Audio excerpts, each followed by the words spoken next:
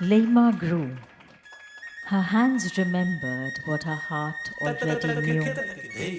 And when her wedding day came, she was wrapped in a cloth her grandmother had woven, crimson like the earth, silver like the clouds. As the music played and her feet moved with the beat, she finally understood dance is not something we perform, it is how we live.